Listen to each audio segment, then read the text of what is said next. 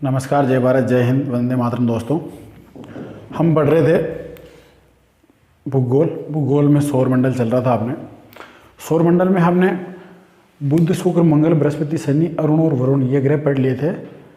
अब अगला ग्रह है अपना पृथ्वी। तो आज हम पढ़ेंगे पृथ्वी के बारे में।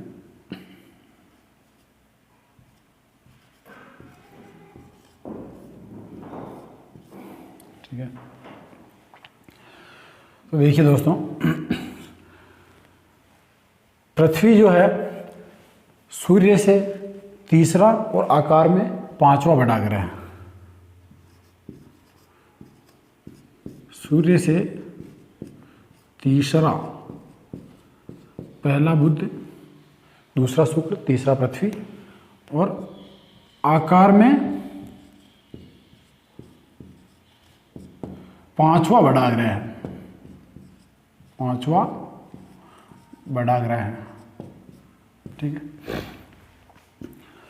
दूसरी विशेषता दोस्तों इसकी, ये गोलाकार है या अंडाकार भी कहा जाता है इसको। आकृति इसकी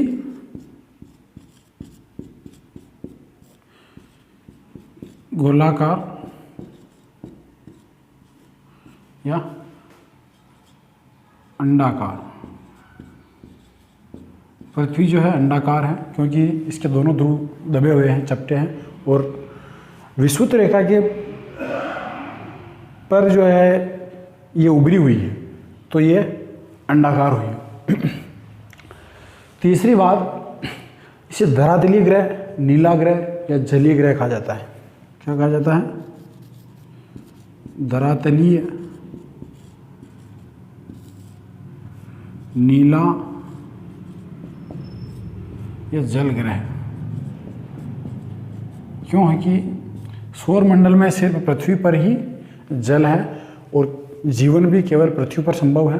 अंतरिक्ष से देखने पर ये नीली दिखाई देती है। अगली अगर इसकी विशेषता की बात की जाए दोस्तों, तो इसका औसत तापमान जो है 15 डिग्री सेंटीग्रेड रहता है। औसत तापमान 15 डिग्री सेंटीग्रेड रहता है। पृथ्वी का औसत तापमान 15 डिग्री सेंटीग्रेड रहता है। पृथ्वी ऊष्मा ऊर्जा सूर्य से प्राप्त करती है। सूर्य के प्रकाश को पृथ्वी तक आने में 8 मिनट और 30 सेकंड का समय लगता है। सूर्य के प्रकाश को पृथ्वी तक पहुंचने में समय कितना लगता है? 8 मिनट और 30 सेकंड। वैसे एग्जैक्ट टाइम है 8 मिनट 33 सेकंड, लेकिन अगर एनसीईआरटी की बुक्स को अगर फॉलो किया जाए तो 6 की बुक में है 8 मिनट और 30 सेकंड। उसके बाद क्योंकि ये जलीय ग्रह है तो इसमें जो है 71% जल है। 71% जल है और 29% स्थल है। इसका एकमात्र उपग्रह है चंद्रमा। उपग्रह चंद्रमा, और इस चंद्रमा को जीवाश्म उपग्रह कहा जाता है। क्या कहा जाता है? जीवाश्म।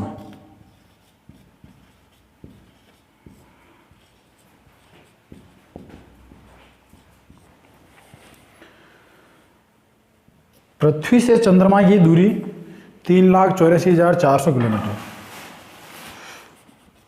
पृथ्वी से दूरी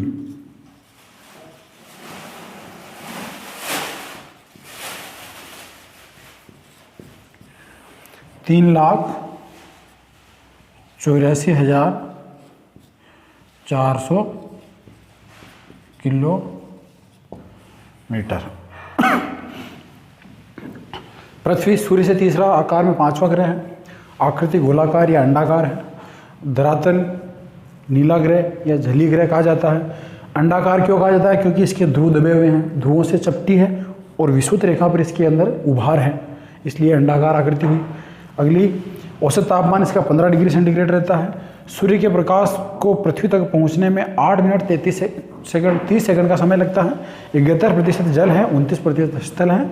उपग्रह चंद्रमा है, जीवाश्म उपग्रह कहलाता है। पृथ्वी से दूरी जो है इसकी 3,84,400 किलोमीटर है। अब चूंकि इसका उपग्रह चंद्रमा है, तो चंद्रमा को पृथ्वी का एक चक्कर लगाने में 27 दिन 8 घंटे का समय लगता है। कितना समय लगता है?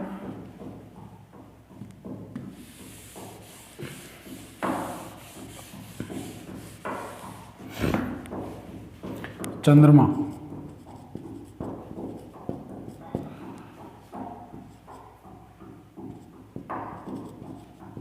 पृथ्वी की परिक्रमा 27 दिन और 8 घंटे में करता है। ठीक है। अगली बात की जाए तो पृथ्वी जो है अपने अक्ष पर 23.5 डिग्री झुकी हुई है।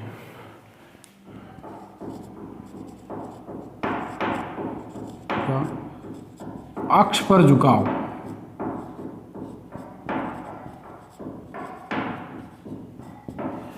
यह है दोस्तों 23.5 डिग्री। और पृथ्वी का अपने कक्षा तल पर जो झुकाव है वो है 66.5 डिग्री। ये मैं आपको अभी चित्र बना के अच्छे से समझा दूंगा कि अक्षीय झुकाव किसे कहते हैं और कक्षा तल पर झुकाव किसे कहते हैं। पृथ्वी का अक्षीय झुकाव 23.5 डिग्री हो गया और कक्षा तल पर जो इसका झुकाव है वो है 66.5 डिग्री।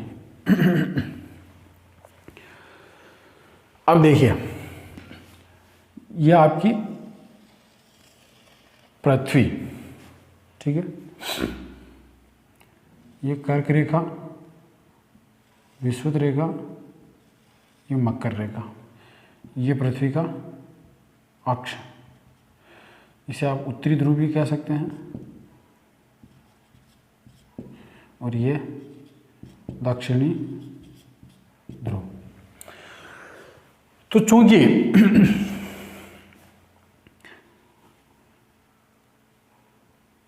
ये आपकी 0 डिग्री ग्रीनविच होगी। अब देखिए दोस्तों, अगर मैं एक लाइन यहां खींचूं तो ये है इसका कक्षा तल और ये है इसका अक्ष।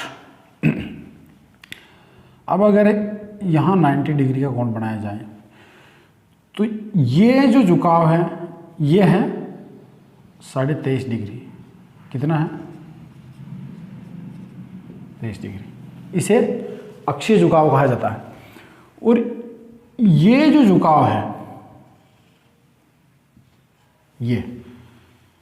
ये 66.5 डिग्री है।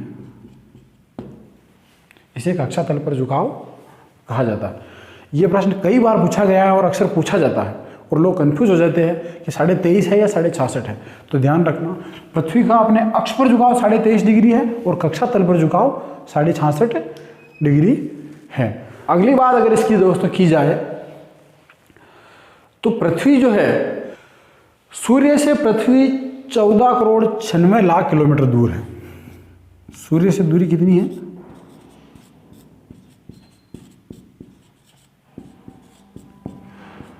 चौदह करोड़ 96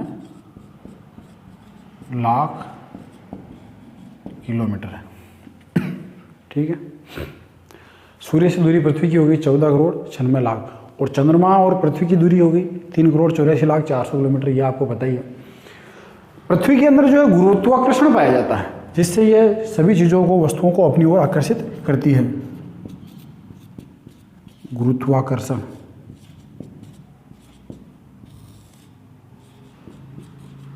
पाया जाता है। पृथ्वी का जो बीच का हिस्सा है भूमध्य रेखा, वहां पर गुरुत्वाकर्षण कम होता है और ध्रुवों पर अधिक होता है, इसलिए वस्तुओं का भार भी विषुवत रेखा पर थोड़ा कम हो जाता है और ध्रुवों पर अधिक होता है। गुरुत्व त्वरण कम होता है,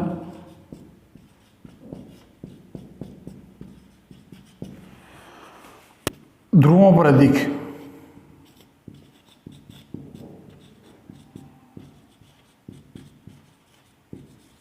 ठीक है।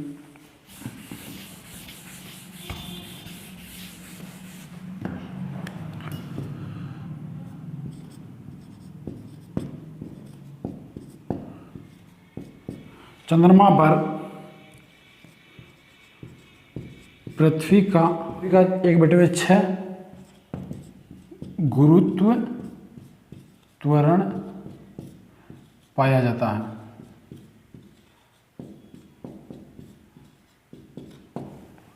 ठीक है। अब इससे क्या होता है कि पृथ्वी पर अगर किसी चीज का वजन है, जो भी है, वो चंद्रमा पर जाते ही उसका 1/6वां हिस्सा ही रह जाता है। अगर पृथ्वी पर किसी चीज का वेट 6 किलो है तो पृथ्वी पर 1 किलो ही रह जाएगा। अगली बात, पृथ्वी के वायुमंडल में नाइट्रोजन 78% पाई जाती है। वायुमंडल में यह प्रश्न कई बार पूछा गया है कि सबसे ज्यादा कौन सी गैस पाई जाती है, तो 78.03% नाइट्रोजन होती है। कौन सी गैस होती है सबसे अधिक? 78.03% नाइट्रोजन। और ऑक्सीजन होती है दोस्तों 20.8%।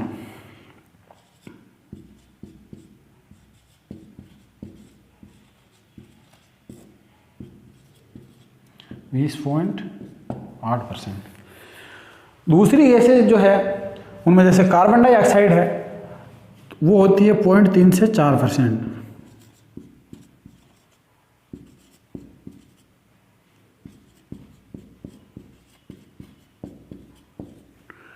कार्बन डाइऑक्साइड की बात की जाए तो ये होती है 0.03 से 0.4%। और पृथ्वी पर सर्वाधिक मात्रा में पाई जाने वाली अक्रिय गैस है ऑर्गन, अक्रिय गैस।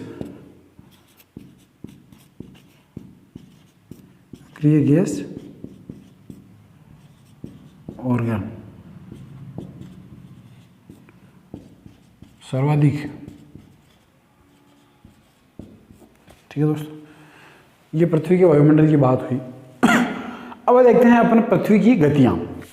तो पृथ्वी की गतियां होती है दोस्तों दो, एक होती है परिक्रमण और एक होती है परिभ्रमण गति।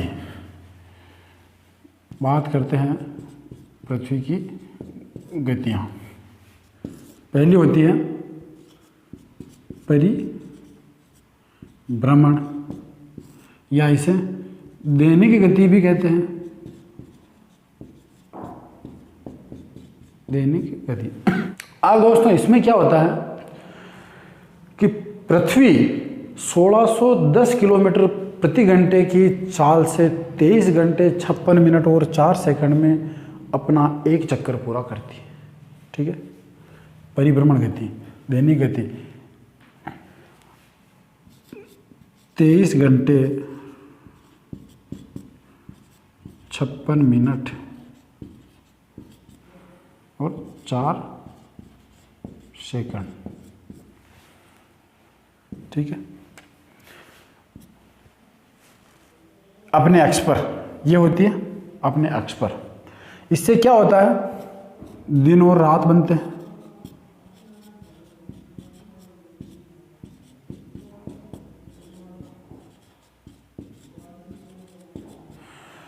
तो पृथ्वी की चाल क्या है दोस्तों, 1610 किलोमीटर प्रति घंटा। ठीक है, तो ये तो था परिभ्रमण या दैनिक गति।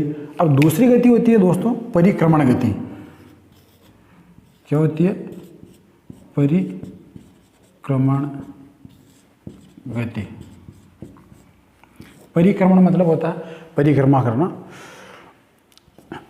पृथ्वी सूर्य के चारों ओर 365 दिन और 6 घंटे में एक चक्कर पूरा करती है। ये कितनी होती है? 365 दिन और 6 घंटे। हम एक साल में 365 दिन मानते हैं, लेकिन 6 घंटे समय एक्स्ट्रा लेती है पृथ्वी एक चक्कर करने में। इस प्रकार से प्रत्येक वर्ष में 6 घंटे का समय बढ़ जाता है। प्रत्येक वर्ष 6 घंटे बढ़ जाता है। इसी कारण हर चौथे साल एक वर्ष जो है 366 दिन का हो जाता है, जिसे हम 29 फरवरी के रूप में काउंट करके और आगे बढ़ा देते हैं, और इसको कहा जाता है सौर वर्ष। इस टाइम पीरियड को कहा जाता है सौर वर्ष। क्या कहा जाता है? सौर वर्ष।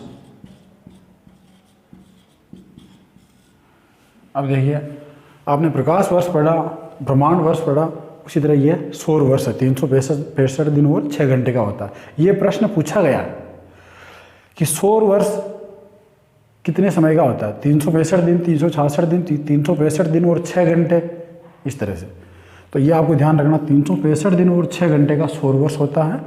हर साल प्रत्येक सौर वर्ष में 6 घंटे अधिक हो जाते हैं, जिससे हर चौथे साल में फरवरी जो है 29 दिन की रखनी पड़ती है। तो ये तो था दोस्तों आपके पृथ्वी की गतियाँ। अब इसमें क्या होता है कि परिक्रमण गति के कारण क्या होता है, जैसे परिभ्रमण से दिन और रात बनते हैं, वैसे इससे क्या होता है? ऋतु परिवर्तन होता है।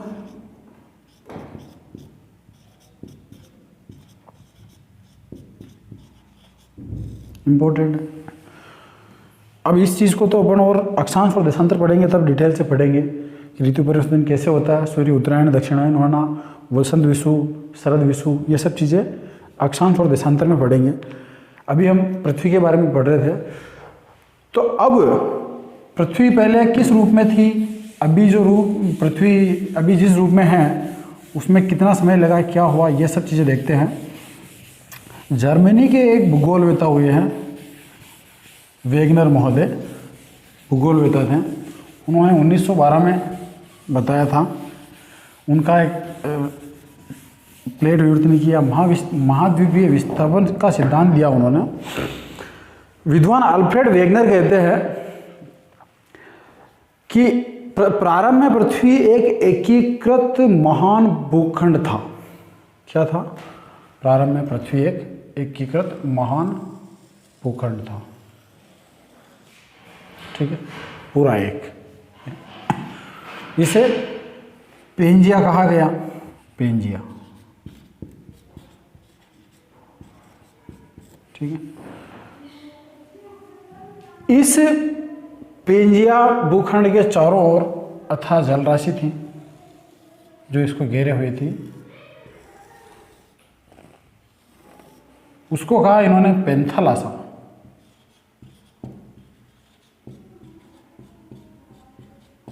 मतलब पेंथालासा नामक महासागर जो है उसने पेंजिया नामक महाभूखंड को घेर रखा था। फिर कुछ समय बाद सूर्य और चंद्रमा के गुरुत्वाकर्षण के कारण ये पेंजिया जो है 2 भागों में विभक्त हुआ। ठीक है, इसको अपन 2 भागों में विभक्त कर रहे हैं। ये एक टुकड़ा ये इधर चला गया, एक टुकड़ा नीचे चला गया। बीच में क्या हुआ कि इस पेंजिया का जो जल था वो आ गया। ये पेंजिया के जल के इन दोनों के बीच में आने से बना टेथिस महासागर। टेथिस सागर जिसको कहा गया है, इसको कहा गया टेथिस सागर। ठीक है, अब इसका ऊपर का जो खंड था पेंजिया का, उसको कहा है लारेशिया। क्या कहा है? लारेशिया। दक्षिणी जो खंड था इसको कहा गोंडवाना लैंड।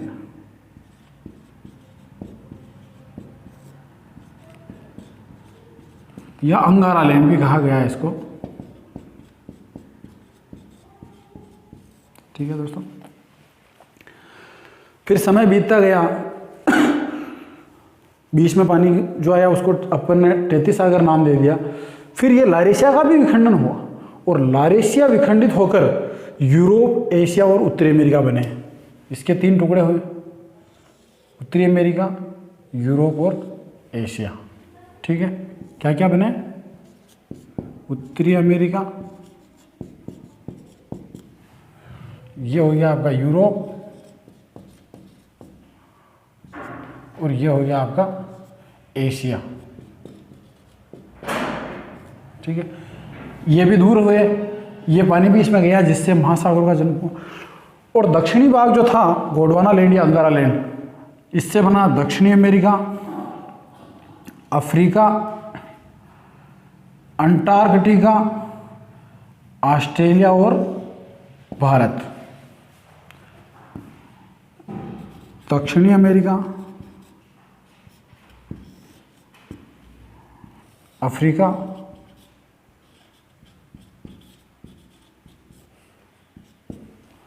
अंटार्कटिका,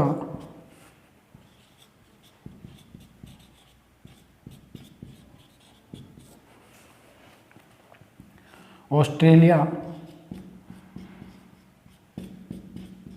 इसको ओसेनिया भी कहा जाता है। और ये थी एक प्लेट भारत या भारतीय उपमहाद्वीप जिसे हम अभी कहते हैं। समय बीतता गया, फिर धीरे धीरे इसके बीच में जो पानी भरा उससे महासागर बने। एक समय में ये टकराए आपस में, तो यूरोप और एशिया जो जब पास में आए तो इन दोनों के बीच में जो टकराव हुआ उससे 33 सागर का जल तो हट गया और यहाँ वलन पड़कर अपने हिंद महासागर बना, अपना हिमालय पर्वत बना।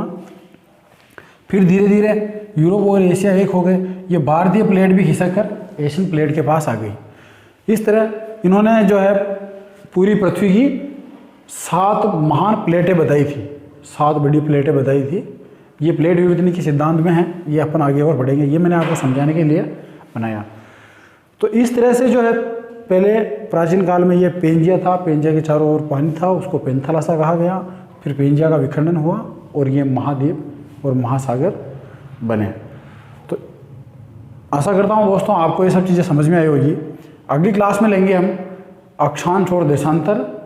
तब तक के लिए धन्यवाद।